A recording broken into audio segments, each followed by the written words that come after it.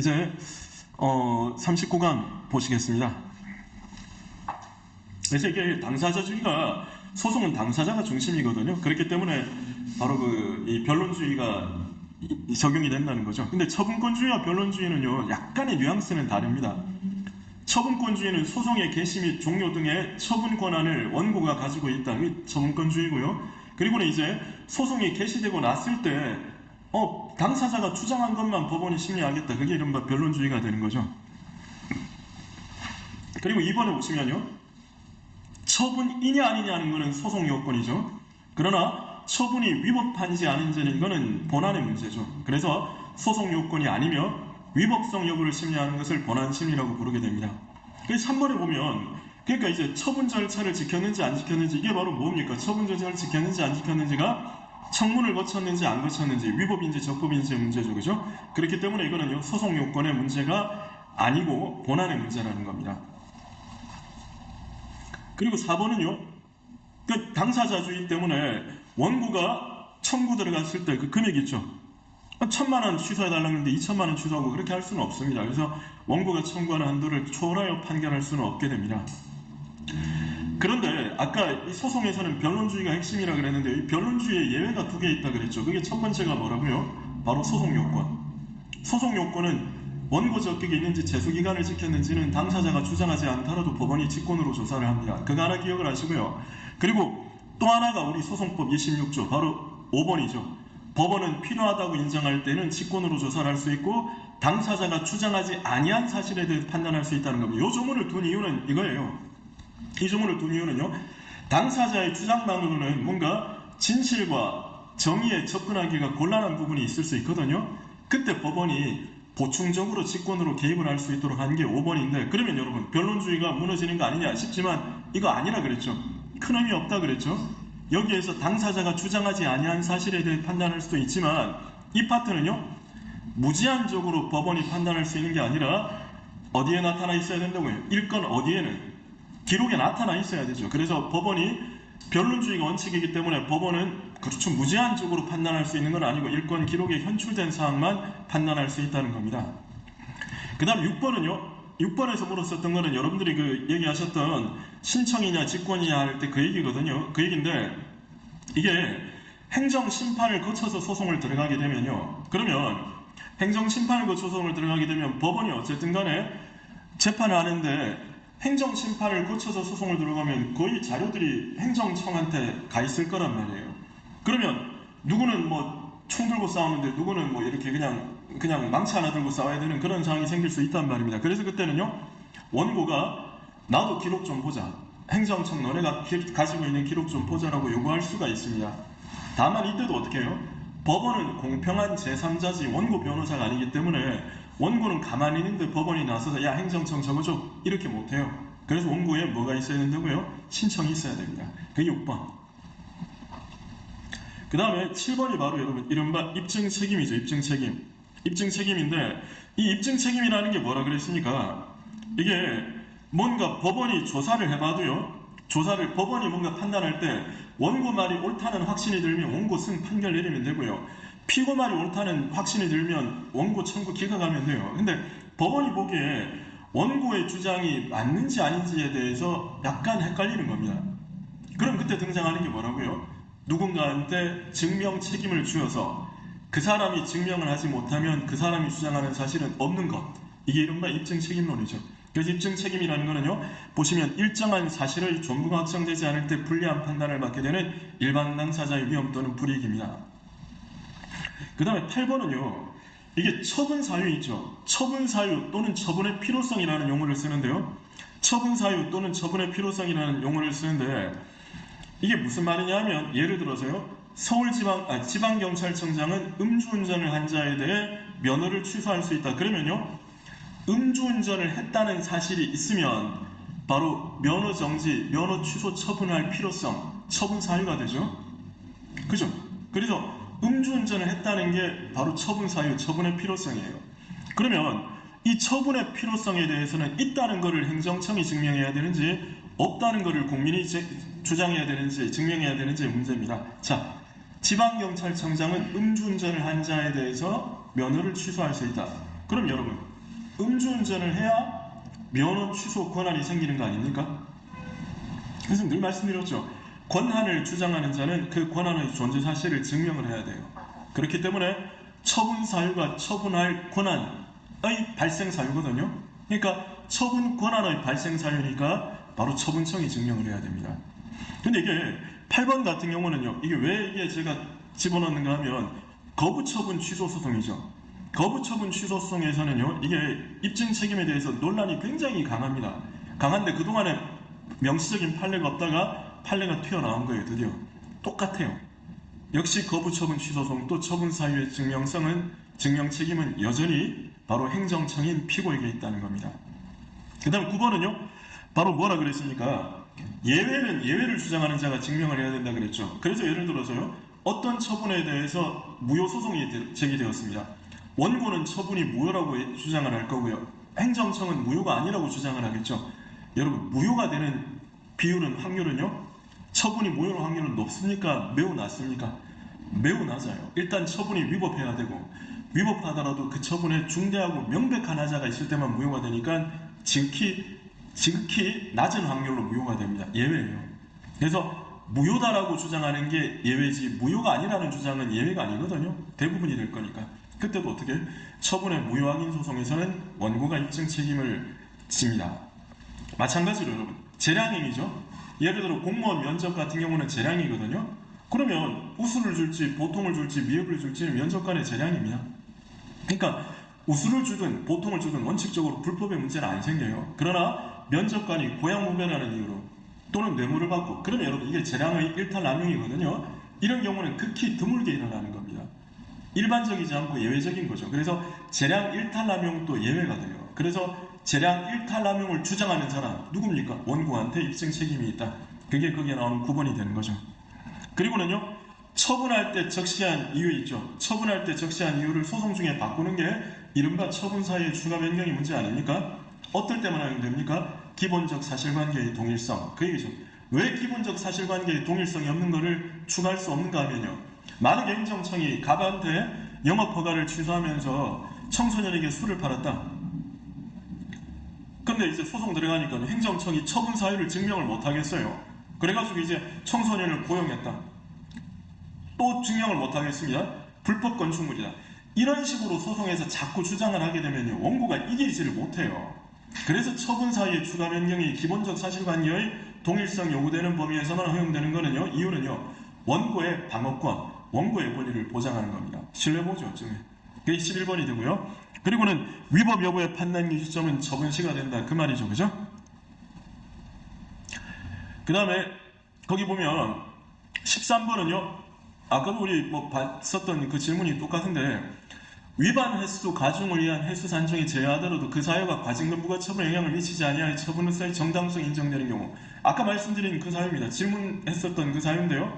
그게 3번 경고받으면 과징금부가 처분한다. 과징금부가 처분한다. 근데 거기 보시면요. 5번을 위반했다는 이유로 5번 경고를 받고 과징금부가 처분했는데 5번째 경고는 취소가 돼요. 그렇지만 어쨌든 4번은 확실하죠. 3번은 넘죠. 그럼 어떻게? 어차피 3번 넘었으니까 5번째가 취소되더라도 4번이나 5번이나 중요한 거 아니거든요. 3번 넘으면 과징금을 부과한다고 되어 있으면 그럼 그때는 어떻게 되느냐? 그때는 그 위반 횟수 가중을 위한 횟수 산정에서 제외한다고 하더라도 그 사유가 과징금 부과 처분에 영향을 미치지 아니하면 처분의 정당성 인정이 된다면 처분은 위법하다고 할 수 없다. 적법하다가 돼야 되겠죠. 그 다음에 여러분 원래 처분이 위법하면 원고 청구를 인용을 하죠. 처분을 취소해야 됩니다. 그러나 비록 처분이 위법하지만 오히려 처분을 취소하는 것이 공공복리에 중대한 영향을 미치게 되면 처분을 그대로 둡니다. 즉 처분이 위법하지만 원고 청구를 기각하는 판결. 무슨 판결입니까? 사정 판결이죠. 그게 거기에 나오는 14번이 되는 거죠. 근데 이게 질문하시면 자꾸 틀리는데요. 여러분 사정 판결에서 처분의 위법성 판단 기준 시점은 언제입니까? 처분시예요. 똑같이 처분시입니다. 아시겠죠? 다만 여러분들이 조심하셔야 될 게 위법성 판단 기준 시점은 어차피 처분시지만 사정 판결할 필요가 있는가? 즉 원래 위법하면 인용 판결을 해야 되잖아요. 그럼에도 불구하고 기각하는 사정 판결할 필요가 있는가는 판결시예요. 그래서 제가 수업 시간에 든 예는 그거 아닙니까? 로스쿨 지정을 하는데 심사위원 자격이 없는 사람이 들어가서 로스쿨 지정 처분이 잘못된 거예요. 그래서 취소 소송이 제기되었는데요. 근데 로스쿨 지정을 취소하려고 보니까 어떻게 되느냐? 재판 중에 로스쿨 이미 시험도 쳐가지고요. 합격생도 발표났고 학기도 개강해서 수업이 시작되고 있습니다. 그럼 여러분 이미 로스쿨이 출범했는데 이거를 취소해서 원점에서 되돌린다 그러면요. 법조인 대출 인력이 엄청나게 줄어들 거고 로스쿨 제도가 정착하는데 시간이 어마어마하게 걸릴 거란 말이죠. 그러니 어떻게 해요? 위법하지만 이거를 취소하는 것보다 지금 상태에서는 출범했으니까 기각하겠다. 그게 바로 사정 판결이 되는 거죠. 근데 여러분 사정 판결은요 비록 위법하지만 청구를 기각하는 거 아닙니까? 그러니까 원고는 뭐는 청구할 수가 있어야 됩니까? 손해배상은 청구할 수 있어야 되거든요. 그러려면 여러분 사정 판결은 판결문에 처분이 위법하다는 것을 명시를 해줘야 돼요. 그래야 나중에 손해배상 청구 들어갈 때 피고가 딴소리를 못하죠. 야 기각 판결하냐 그럼 처분 적법한데 이런 딴소리를 못하도록 판결문에 처분이 위법하다는 것을 명시를 합니다. 어디에요? 주문해야 됩니다. 왜? 기판력은 오로지 주문에만 생기기 때문에 주문에 명시를 해야 되죠. 주문에. 이유에 명시하면 안 됩니다. 이거는 사정 판결을 하는 경우 법원은 판결의 이유에서 처분 위법함을 명시해야 하면 그러면 틀린 겁니다. 판결을 주문해서 해야 됩니다. 그리고 사정 판결은요. 원고 청구 기각 아닙니까? 원고가 진 거예요. 근데 원래 여러분 소송에 들어가는 비용이 있죠. 이걸 소송 비용이라고 그러는데 변호사비 이런 거 얘기합니다. 진 사람이 다 부담해야 돼요. 왜? 쓸데없이 소송한 거니까. 그러나 사정 판결은 원고가 잘못해서 진 게 아니잖아요. 원고 말은 맞지만 공공복리 때문에 기각하는 거거든요. 그래서 사정 판결에 있어서만큼은 소송 비용을 이긴 피고가 부담합니다. 그게 17번이죠. 그 다음에 여러분 우리 왜 굉장히 자주 나는 게 그거죠. 과징금 부과 처분이 법이 정한 한도를 초과해 위법할 경우에 법원은 전부 취소합니까? 일부 취소합니까? 전부 취소해야 됩니다. 1,000만 원 이하 과징금을 부과할 수 있다고 되어 있는데 1,200만 원을 부과한 거예요. 위법하죠? 그러면 200만 원만 취소하는 게 아니라 1,000만 원 다 취소해야 돼요. 왜? 재량행위는 법원이 결론 내리면 안 된다니까요. 근데 200만 원만 취소하면 법원이 과징금 액수를 정하게 돼요. 그래서 전부 취소 들어가야 됩니다. 그러나 여기에 대한 예외가 있습니다. 바로 뭐라고요? 거기는 18번처럼 수개의 위반행위, 여러 개의 위반행위. 예를 들면요. 광고를 허위로 했다. 예를 들어서 약도 아닌데 약효가 있는 것처럼 광고를 허위로 했다. 그리고는 그다음에는 모든 여기에는 표시가 다 있지 않습니까? 표시가 다 있잖아요. 원재료니 성분 이런 것들이 다 있는데 그 표시도 허위로 했다는 이유로 광고 허위로 했다는 이유로 어떤 조치 표시 허위로 했다는 이유로 조치했는데 여기에 대해서 보니까 광고는 허위로 했는 게 맞지만 표시에는 허위 기재가 없다. 그럼 그때는 일부 취소 들어갑니다. 요거랑 비슷한 취지로 여러분 판시한 게 또 뭐냐? 이번에는요 A라는 기업이요 우유를 제조하고 그리고 분유를 제조하는데 우유를 다른 업체와 담합을 해서 가격을 부당하게 올렸다. 분유도 다른 업체와 담합을 해서 부당하게 금액을 올렸다 해서 우유 담합에서 벌어들인 액수 과징금 500억, 분유 담합에서 벌어들인 액수 과징금 500억을 각각 부과를 한 거예요. 근데 보니까 우유는 실제로 담합을 한 게 맞는데 분유는요 전혀 담합한 사실이 없어요. 그럼 법원은 어떻게 한다고요? 그때는 일부 취소 들어갑니다. 그래서 보십시오. 뭐라고 나오느냐? 수개의 위반 행위에 대해서 하나의 과징금 부과 처분을 했는데 그런데 수개의 위반 행위 중 일부에 대한 부과만 위법하고 일부의 위반 행위를 기초로 한 과징금액을 산정할 수 있는 자료가 있죠. 그러면 그때는 어떻게 되느냐? 그때는 일부만 취소를 들어간다는 겁니다. 일부 취소 들어가야 됩니다. 그리고 사정 판결의 필요성과 판결시는 같은 말 맞습니다. 같은 말 맞습니다. 그러니까 수개, 여러 개, 그걸 키워드입니다. 그 다음에 여러분 이제 바로 기판력. 기판력, 기속력은 여러분 워낙 제가 이론 시간에도 길게 설명을 드렸었던 내용이라서 잘 하실 건데요. 어쨌든 판단이 한번 확정되면 다음 소송에서 딴소리 못하는 것. 이 기판력이 됩니다. 기판력은 여러분 오로지 주문에만 미칩니다. 주문에만 미치고요. 그리고 기판력은요 인용 판결, 기각 판결 다 미쳐요. 인용 판결이라면 처분이 위법하다는 점에 기판력이, 기각 판결이라면 처분이 적법하다는 점에 기판력이 미칩니다. 단 사정 판결은 기각 판결이지만 처분이 위법하다는 점에 기판력이 미친다는 걸 기억을 하시고요. 기판력은요, 소송 판결에도 소송 요건의 흠결이든 뭐든 간에 판결이 확정되면 다 미칩니다. 원고 적격이 없다는 이유로 각하되면요, 또 원고가 동일하게 소송 제기하면 안 돼요. 왜? 법원이 원고 적격 없다 그랬는데 또 소송 제기하는 거는 이전과 모순되는 주장을 하는 거 아닙니까? 자기는 원고 적격 있다는 주장하는 거 아닙니까? 그러면 판결과 모순되는 주장을 하는 거기 때문에 안 됩니다. 자, 그 다음에 보시면, 자, 과세처분 취소 소송에서 청구가 기각이 되었습니다. 그 말은 어떻게 됩니까? 처분이 어떻다는 겁니까? 적법하다는 거죠. 근데 과세처분 무효확인 소송을 제기합니다.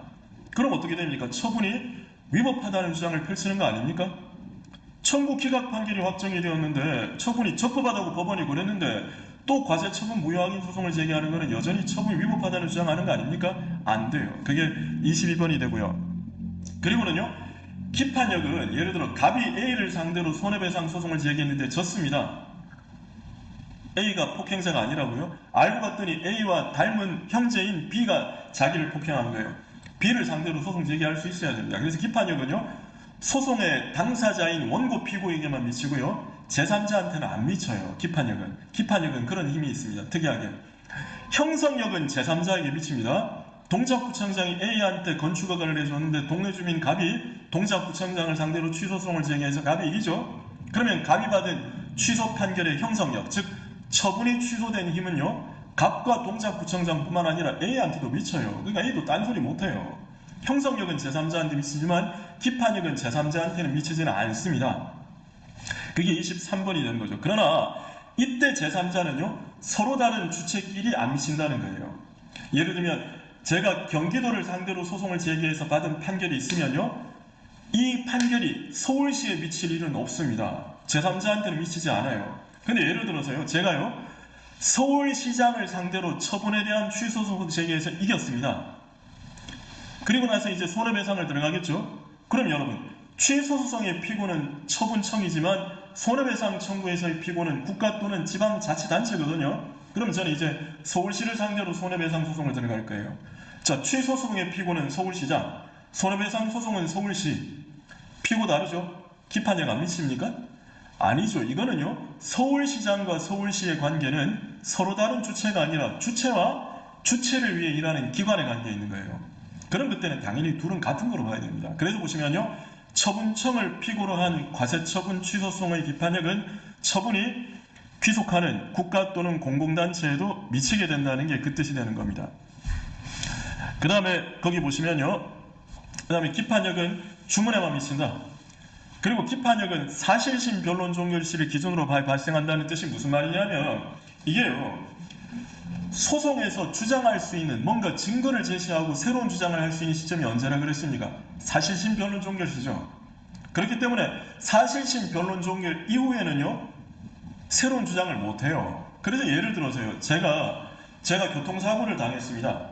당해서요, 제가 이 다리도 다쳤고 그리고 교통사고로 넘어지면서 눈도 이렇게 실명이 됐습니다.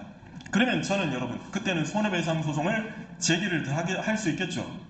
당연히 여러분, 다리만 소송 제기했다가 이기고 나서 또 소송으로 이제 눈에 대한 소송을 제기한 거는요, 이 소권의 남용이 돼요.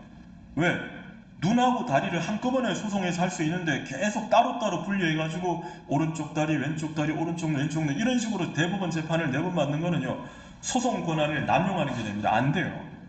그러나 여러분, 예를 들어서요, 제가 교통사고로 다리를 다쳤는데 제가 손해배상 청구 소송에서 이겼습니다. 이겼는데요, 이기고 나서 대법원 판결하고 고등법원 판결하고 나서 또는 뭐 대법원 판결하고 나서요, 눈이 안 좋아져서 병원에 갔더니 실명이 된대요. 왜? 교통사고 일증 때문에 실명이 된대요. 이건 여러분, 이전 소송에서 제가 주장할 수가 없었잖아요. 사실심 변론 종결시 이후에 나타났으니까 그거는 소송을 제기할 수 있습니다. 그래서 쓰는 표현이 기판력은 사실심 변론 종결시를 기준으로 하여 발생한다, 이런 표현을 쓰는 겁니다. 여기까지 아실 수 있겠죠? 자, 그 다음에 보시면요, 바로 판결의 취지에 따라 법률 관계가 발생 소멸되는 게 이게 형성력인데요, 시험에 낼 때는 이거보다 이런 표현을 썼습니다. 취소 판결이 확정이 되면 처분의 취소 판결이 확정이 되면 처분청은 행정청의 별도의 조치를 기다릴 것 없이 바로 소멸한다. 그게 형성력이죠. 그러면 여러분, 기각 판결이 있으면요, 처분이 그대로 살아있는 거지. 형성되는 게 없죠. 그래서 형성력은 오로지 인용 판결에만 인정될 뿐입니다.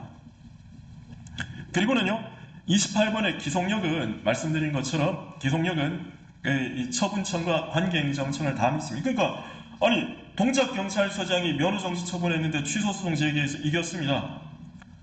동작경찰서장이 또 면허정지 처분하고 안 되죠. 서울지방경찰청장이 또 하는 거 안 되죠. 그래서 처분청과 관계행정청 그렇게 얘기를 하는 겁니다. 기속력은요, 형성력을 뒷받침하기 위한 거라 그랬죠. 형성력만 있으면요, 면허정지 처분에 대해 취소소송 제기해서 이겨도 또 면허정지 처분하고 또 면허정지 처분하면 소송 제기하는 게 무슨 의미가 있습니까? 그렇기 때문에 형성력을 뒷받침하기 위해서 그런 짓 하지 마라. 그게 바로 기속력이거든요. 기속력도 동일하게 인용 판결에만 인정이 됩니다. 그리고 우리 법원은요, 지말 무시하면 중대 명백한 사유로 보니까 무효가 되는 거죠. 그리고 기속력은요, 제가 이 동일 이유로 동일한 처분을 할 수 없다는 게 기속력이라고 그랬죠. 다른 이유가 있으면 얼마든지 처분 똑같이 할 수 있습니다. 그렇기 때문에 기속력은요, 판결의 주문에만 미치는 게 아니라 주문 및 그 주문의 이유를 봐야 돼요. 예를 들어 영업허가 취소 처분이 떨어졌습니다. 2월 1일에 영업허가 취소 처분이 있었습니다. 1월 10일에 청소년인 A를 고용했다는 이유로. 자, 근데 이게 취소 판결이 떨어졌습니다. 그러면 여러분, 또 행정청은요, 영업허가 취소할 수 있습니다. 만약에 청소년인 B를 출입시키면요. 그러나 A를 고용했다는 이유로는 못하죠. 그게 바로 기속력 위반 아닙니까? 그러니까 기속력 위반인지 아닌지는요, 판결 주문만 봐서는 안 돼요. 판결의 주문은 취소한다 이 말밖에 안 들어가고요. 판결의 이유 부분에서 증거자료에 비추어 보면 A를 고용한 사실이 없다. A를 고용한 청소년을 고용한 사실이 없다. 이런 식으로 이제 판결 이후에 등장하는 겁니다. 그렇기 때문에 기속력은요, 주문만 봐서는 해결이 되질 않아요. 동일 이유로 동일한 처분한 건지 다른 이유로 동일한 처분한 건지를 알아보기 위해서는 판결의 주문과 이유까지 같이 봐야 됩니다. 이유까지. 그게 거기에 나오는 내용이 되겠죠. 그래서 다른 사유를 들어 동일한 처분하는 경우에는 기속력 위반이 아니게 됩니다. 그 다음 거기 보시면 3번의 기속력은 관계행정청에 미친다는 거 말씀드린 거고요. 그 다음에 33번에 보시면요. 근데 거부 처분이 취소되잖아요. 거부 처분이 취소되면 행정청은 무슨 의무가 있습니까? 재처분 의무가 있잖아요. 그죠? 거부 처분이 취소되면 재처분 의무가 있는데 재처분을 안 해요. 그럼 법원이 어떻게 합니까? 행정청을 압박 들어가죠. 그게 이른바 뭐죠? 직접 처분을 못합니다. 법원은 권력 분립 때문에 직접 처분을 못하고요. 법원은 행정청을 압박 들어갑니다. 그게 간접강제죠. 간접강제. 그러니까 이렇게 하는 거죠. 만약에 거부 처분이 취소되었는데도요, 행정청이 재처분을 안 하면요, 원고가 소송을 제기하면 법원이 오늘 이렇게 판결한다는 겁니다. 3월 31일까지 행정청은 처분하라. 안 하면 매달 5천만 원 지불하라. 여러분, 이게 매달 5천만 원의 손해가 원고에게 발생하기 때문에 그렇습니까? 아니죠. 손해가 발생하기 때문이 아니라 5천만 원이라는 돈으로 행정청을 압박 들어가는 거예요. 그래서 간접강제 결정에 기한 배상금은요, 손해배상이 아니에요. 심리적인 압박 수단이다. 그게 33번이죠. 그러니까 여러분, 매달 5천만 원 지불하라고 그랬는데 3월 31일까지 안 했습니다. 4월에도 안 했습니다. 5월에도 안 했습니다. 6월에 비로소 한 거예요. 그러면 석 달 밀렸잖아요. 그러면 석 달치 곱하기 5천만 원에서 1억 5천만 원을 받아낼 수 있습니까? 안 된다는 거예요. 왜? 간접강제는 심리적인 압박수단인데 손해배상이 아니고 심리적인 압박수단이라는 거죠. 그러면 늦게라도 했다는 것은 압박을 받았기 때문에 했다. 따라서 목적은 달성되었다고 보는 겁니다. 단 석 달이 늦어짐으로써 원고에게 손해가 생길 수 있겠죠? 그럼 원고는 별도로 손해배상 청구하면 됩니다. 그렇기 때문에 문제되지 않습니다. 그게 거기에 나오는 바로 34번이 되는 거고요. 그리고는요, 35번의 재심 청구인데 이 재심 청구에 있어서는 여러분, 제3자가 소송 참가를 못했습니다. 그러니까 동작구청장이 A에게 버스사 면허를 내줬는데요, 기존 업자인 갑이 동작구청장을 상대로 소송을 제기했습니다. 갑은 원고고 동작구청장은 피고가 되어서요, A에 대한 면허를 취소한다는 판결이 났는데 A가요, 두 사람이 소송을 하는지를 알았더라면 소송에 참가를 했을 건데 자기한테는 별도 통보가 없어서 소송이 제기된지를 몰랐습니다. 근데 어느 날 판결문이 떨어져가지고 너 이제 버스업 못해 이렇게 한다면요. 그럼 A 입장에서는 억울하잖아요. 그래서 A는 다시 확정된 판결에다가 다시 한 번 더 다시 재판해달라. 그게 재심 청구가 되는 거죠. 그러기 위해서는요, A한테 잘못이 없어야 돼요. 그래서 쓰는 표현이 뭡니까? 자기에게 책임 없는 사유로 이렇게 되는 겁니다. 그리고 이 재심 청구는요, 대법원 확정 판결을 다시 다투는 거기 때문에 기간이 좀 짧아요. 확정 판결이 있음을 안 날부터 30일, 판결이 확정된 날로부터 1년입니다. 함부로 느리거나 줄일 수 없는 불변 기간이 되고요. 그리고 여러분, 사정 판결에서는 소송 비용을 피고가 부담한다 그랬죠. 하나 더 있습니다. 그게 뭐냐면요, 원고가 졌는데 왜 졌느냐? 예를 들어서 뇌물을 받았다는 이유로 파면 처분했는데요. 파면 처분에 대해 원고가 소송을 들어갔으면 뇌물 받은 적이 없다. 소송 들어갔습니다. 그랬더니 행정청이요, 자기도 보니까 잘못한 것 같아서 파면 처분을 직권 취소해버립니다. 그럼 여러분, 소송의 대상인 처분이 없잖아요. 그럼 소익이 없죠? 각하되겠죠. 각하도 원고가 진 거거든요. 근데 각하도 원고가 졌지만 이거는요, 애당초 행정청이 원인 제공한 거 아니에요. 만약에 행정청이 파면 처분 안 했다면 원고가 소송 제기할 이유도 없었고요. 따라서 이때는 소송 비용을 피고가 부담하는 게 맞다는 겁니다. 또 어떤 게요? 파면 처분을 했습니다. 뇌물 받았다는 이유로. 원고도 보니까요, 자기가 뇌물 받은 거는 맞지만 그렇다고 이게 파면은 너무 심한 거 아니냐, 상품권 설날에 한 장 받았는데 10만 원짜리 파면은 너무 심한 거 아니냐 라고 소송을 들어가니까 행정청도요, 자기도 심했다 싶어서 파면 처분을 이제는 감봉 1개월로 바꿉니다. 법원이 보니까 감봉 1개월은 적절하다 그래서 기각을 했습니다. 그러면요, 애당초 감봉 1개월을 처음부터 했더라면 원고도 소송 제기할 일이 없었겠지. 이때도 피고가 부담합니다. 그러니까 뭐냐 보세요. 행정청이 처분 등을 취소 또는 변경함으로 인하여 각하기가, 행정청이 처분을 취소 또는 변경했다, 행정청이 원인 제공했다는 거예요. 이때는 소송 비용을 피고가 부담하게 됩니다. 여기까지 하실 수 있겠죠?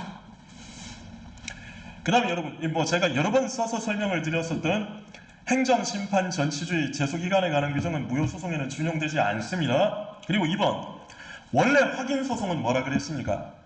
확인소송은요, 다른 직접적인 수단이 있으면 확인소송은 안 돼요. 확인소송은 안 됩니다. 그게 뭐냐, 예를 들어 제가 돈을 빌려줬는데 상대방이 돈을 안 갚아요. 제가 갚이고 상대방을 의뢰하고 싶다. 그럼 저는 법원에다가 을은 1,000만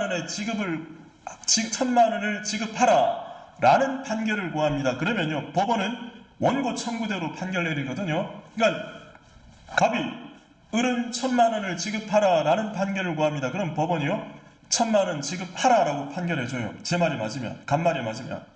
그러면 을은 1,000만 원 줘야 되는데 안 주죠? 법원이 지급하라 그랬는데 안 했죠. 그럼 이 판결을 법원에서 집행 들어갑니다.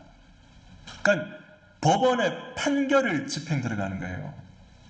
근데 여러분, 만약에요, 제가 지급하라는 판결을 구합니다라고 하지 않고요, 저는 1,000만 원 받을 권리가 있음을 확인해 주세요. 그러죠? 그럼 법원은요, 갚은 권리가 있음을 확인한다 이렇게 하겠지. 법원이 명령 내린 게 없잖아요. 확인만 했잖아. 이거는 집행을 못 들어가요.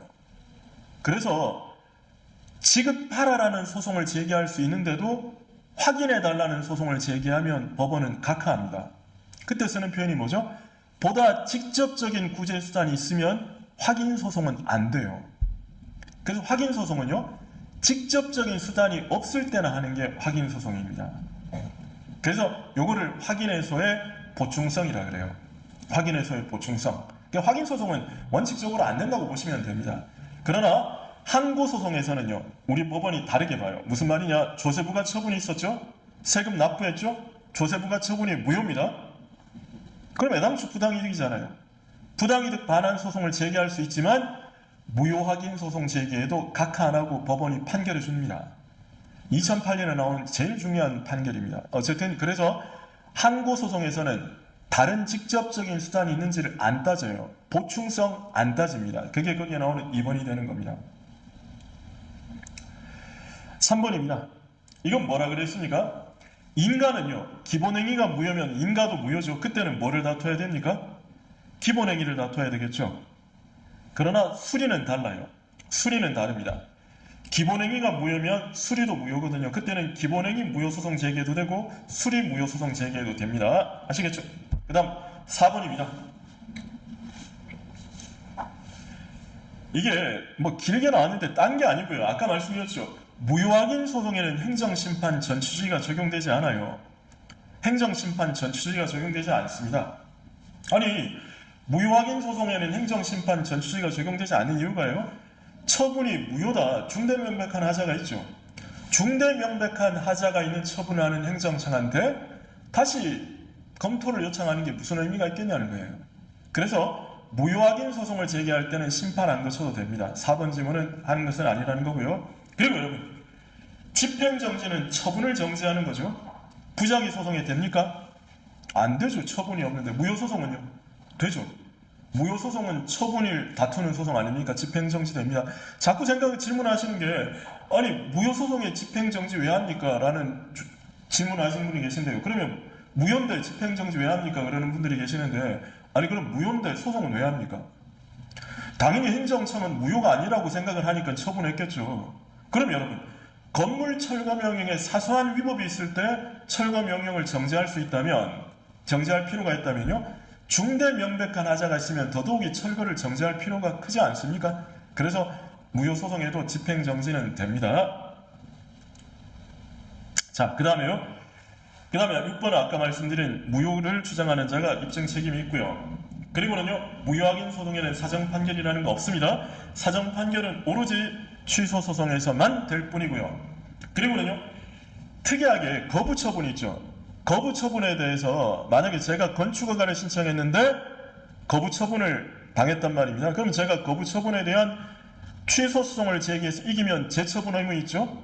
그런데 재처분 안 하면 간접강제 들어오죠. 그죠? 근데 거부처분에 대해서 무효소송을 제기하죠. 그러면 거부처분이 무효니까 행정청은 다시 재처분을 해야 될 의무가 있습니다. 그러나 무효확인 소송에는 간접강제를 준용을 안 해요. 왜 안 하는가? 입법을 할 때 깜빡한 겁니다.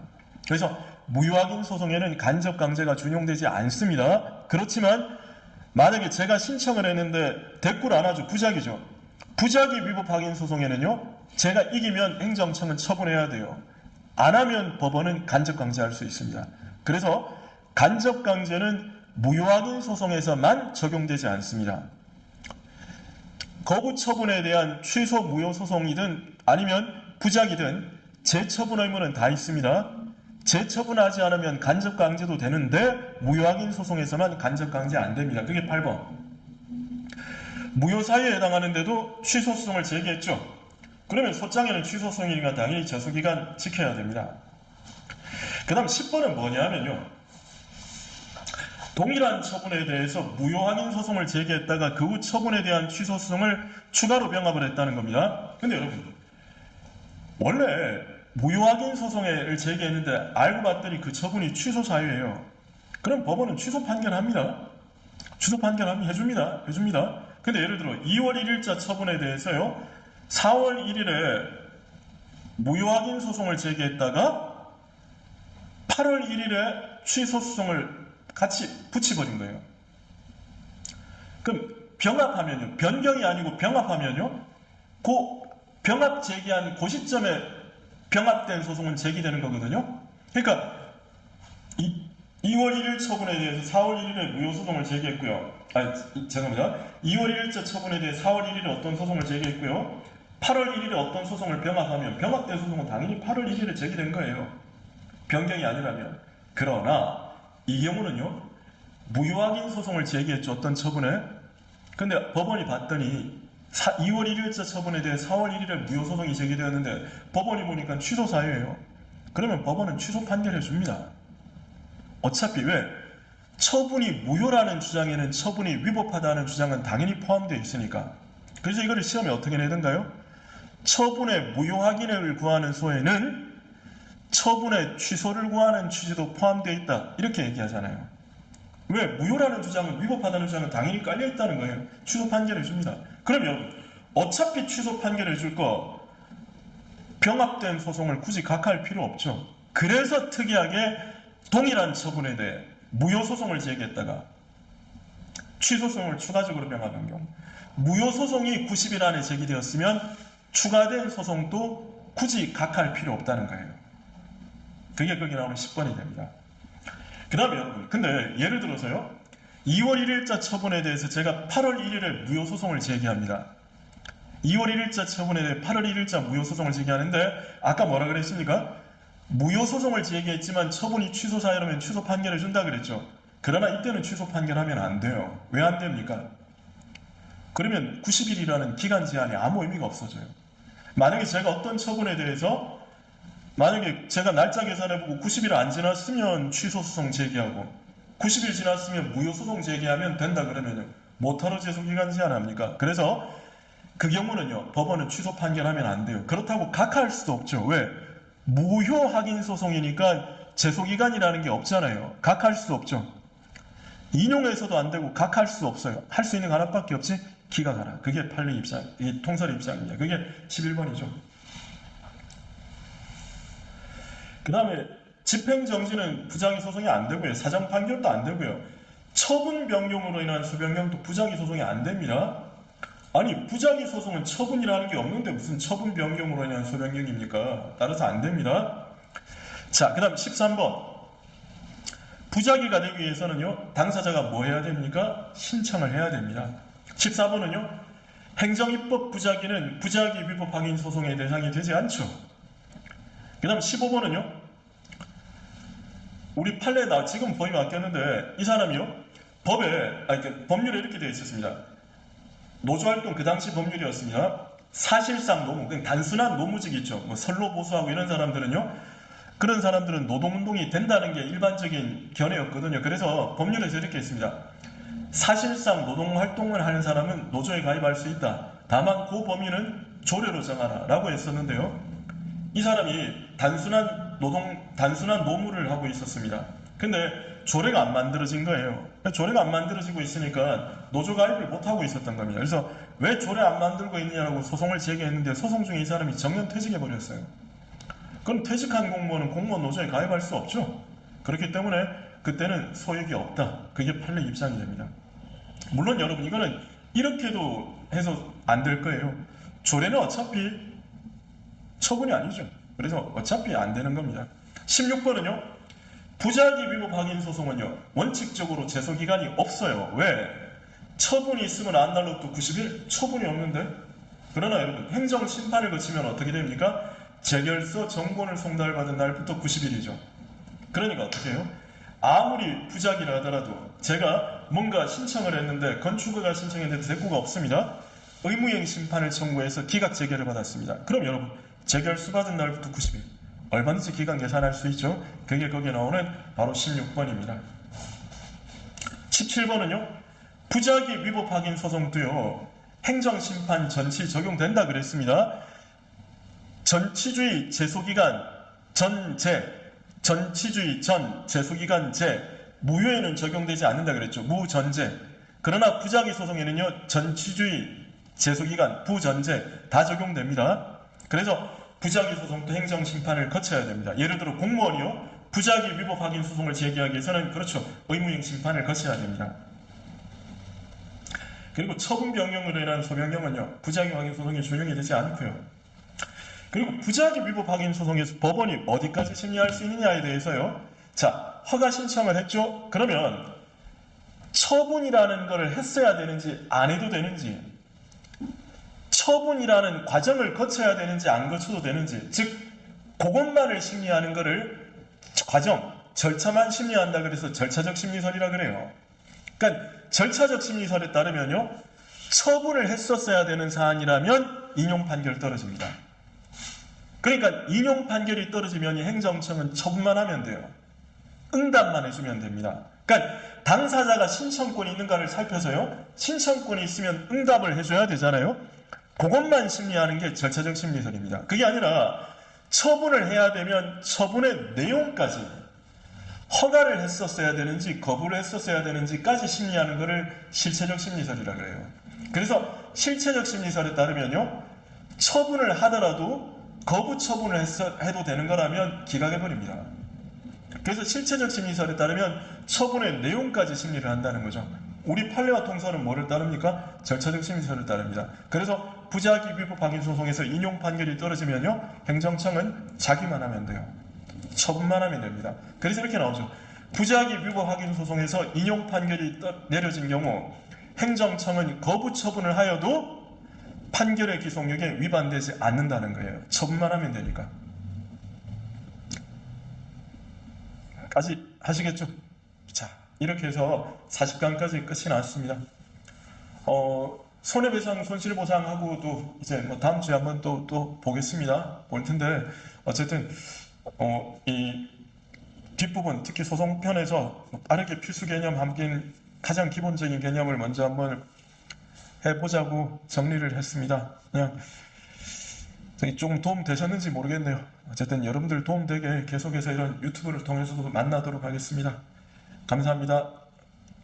오늘 하루도 잘 보내시고 다음 볼 때까지 다들 건강하게 잘 지내십시오. 고맙습니다.